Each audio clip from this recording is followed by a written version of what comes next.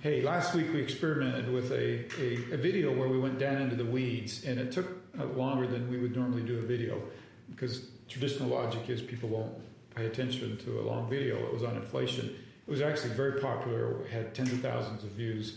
And so this week we thought we'd experiment with a little bit longer video to give people a better look behind the scenes of what it's like to be here in Congress, particularly as we deal with serious votes and issues that are coming up. This week was a little unique, but not too different than a lot of our weeks, where I landed late Monday night. We started Tuesday morning. 3 major issues that we had to deal with within 3 or 4, basically 3 days, where we had to make decisions on how we were going to respond to these. So let me introduce those. And this is Troy, and this is Rebecca. They were deeply involved in these issues, and so I wanted them to join us to kind of help explain how we came to a decision. We started the week really not knowing where we were going to weigh in on all 3 of these issues, and what process we went through to get to that decision and how we got to that decision. So, Rebecca, let's start with the contraceptive vote. Mm-hmm. And just in a nutshell, tell them what this vote was about. This vote was about codifying the Supreme Court decision in Griswold v. Connecticut that said that in the Constitution you have a right to contraception. Yeah, so why would we ever vote against that, right? That's kind of how we started the week. Yeah. Who would oppose that? Well, now, I shouldn't say it that way because I know for religious reasons some people would oppose that. But just for me, fundamentally, I thought, no, we can support this. And we actually kind of started in a place where we were going to support this vote. Tell them how that unfolded and why it actually got a no vote in the end. Yeah. So first, you pulled all the women in and said, I don't know what I'm talking about. Tell me how this affects your life. Come on, I'm 62 years old. I'm a little bit removed from this issue, right? Right, just a little bit. So we had 3 women in the office. Yeah. One of them specifically asked to be involved in the conversation. Yeah. The other 2 we pulled in and asked them to help me. Yeah, and I think, that was a really good conversation, and everybody has a different perspective. I found a different perspective on it, even though I have personal experience with it. And I think after that, we were all kind of in a good place, and then we read a little deeper. By the way, by in a good place, meaning we should support the bill. Correct, yeah. If the 3 of you recommended, we should support the bill. Yeah, and then we dug a little deeper into it and how it could possibly be expanded to abortion and how it doesn't have protections for doctors who may not be comfortable prescribing contraception. Yeah, and that was a big one for me. So let me go into that a little bit deeper. So in essence, let's suppose, and I'll just use the religion of the Catholicism because I know that they oppose using contraceptives. Let's suppose I'm a Catholic doctor and I'm unwilling to, by this bill, prescribe contraceptives. There would be consequences for me. Correct. Legal consequences. Correct. Right. So that all of a sudden complicated the bill, and we ended up with a no vote. Explain how the 3 of you felt about the no vote when you had originally recommended a yes vote. Yeah. Specifically you, because you flipped your recommendation. I did flip my recommendation because I think that there's a difference between having access to something and forcing access to something and forcing somebody to make a decision that they might not 100% agree with morally. We talked about other options, and in fact, you went on Congressman Bice's bill that simply codifies. So let me explain what it means when you say we co-sponsored. Oh, correct. Yes. Sorry, lingo. There was another bill in the House that did protect the use of contraceptives, but didn't have these other elements in it. Correct. And once we kind of found that and were able to co-sponsor that, I felt a lot more comfortable with a no vote because we found a way for you to do it in a way that we all felt good about. Would it be fair to say, collectively as a team, we spent many hours? Right? Many hours on this week. Getting to where we were going to vote on that. Now, just to show you how overwhelming, that was one issue. Troy, when I landed, we knew this was likely, but we didn't know for sure. But we had a hearing on Wednesday on data privacy. Yep. Tell them why that's a big deal and why this was not necessarily an easy decision either. Yes. So the Congressman's Committee marked up a massive data privacy bill that basically ensure that users know how their data is being used across, whether it's social media platforms, whether it's Google, in person, just make sure that users know where their data is being used. No, and have some control yes. over that. which we know is a big deal Yes. to the constituents in Utah. But we also know many of our constituents are high-tech, and they are impacted by this bill in another way. So on the one hand, we're trying to protect consumers and individuals. On the other hand, we're trying not to kill businesses. You found yourself squarely in the middle of that because you were hearing from these businesses. Give them a little sense of how we negotiated that, trying to get businesses comfortable with this bill.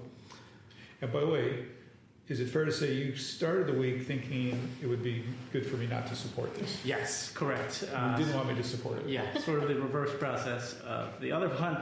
I started saying, no, I'm not sold on this. It's too. Because you were hearing from the businesses. Yeah, too much on businesses, and we're waiting on some. At the beginning of the week, we're waiting on some outstanding changes to the bill the committee was releasing,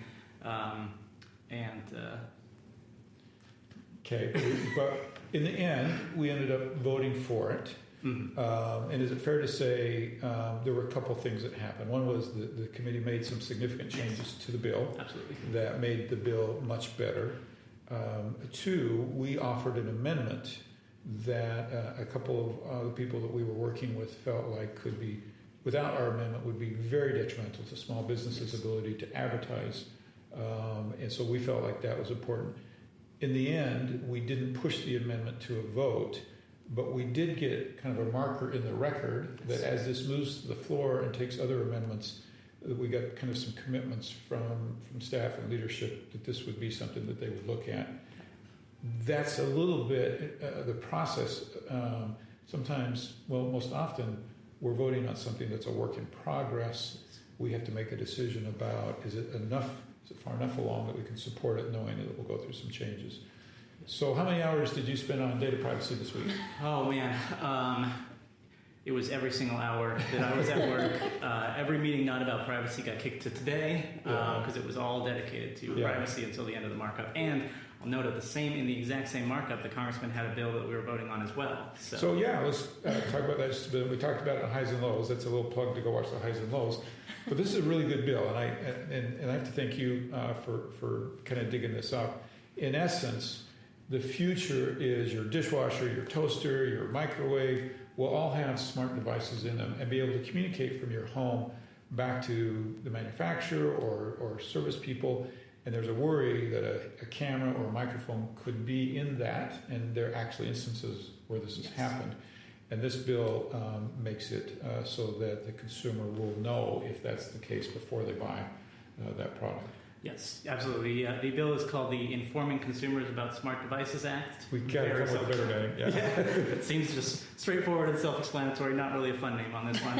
Just a self-explanatory one. Just make sure that if something does have a camera or a microphone that might not be obvious to a normal user, they just have to disclose that it has that device in there.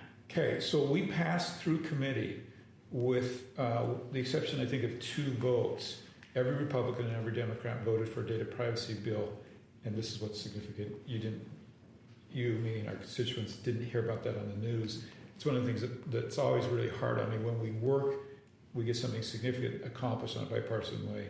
That doesn't make the news. But this was really a big deal. Yeah. Okay, now I know this video is getting longer than any video we've ever done.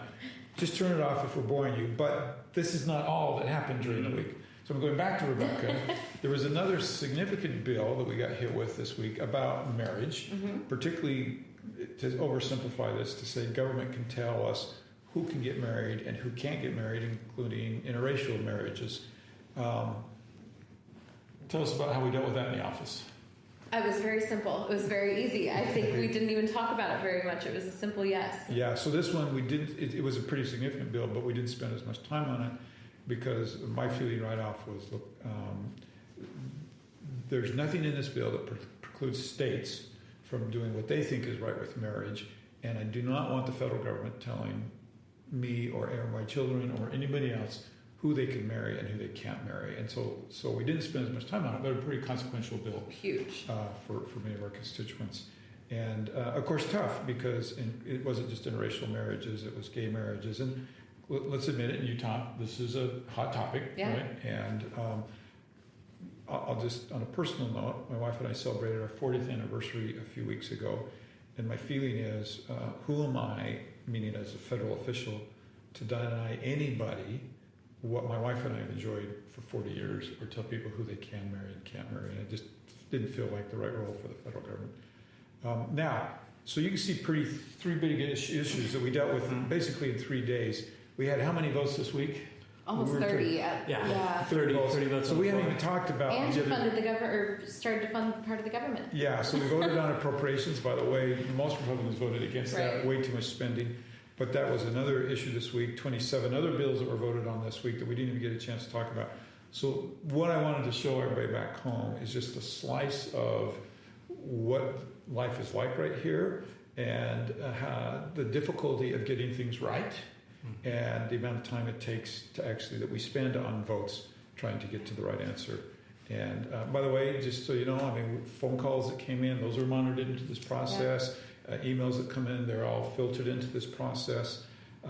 Many layers, besides what we've just talked about today, are part of these decisions as well. Thanks. If anybody made it to the end of this, we're really pleased. I hope this has been helpful in giving you this little slice of life back here. Thank you.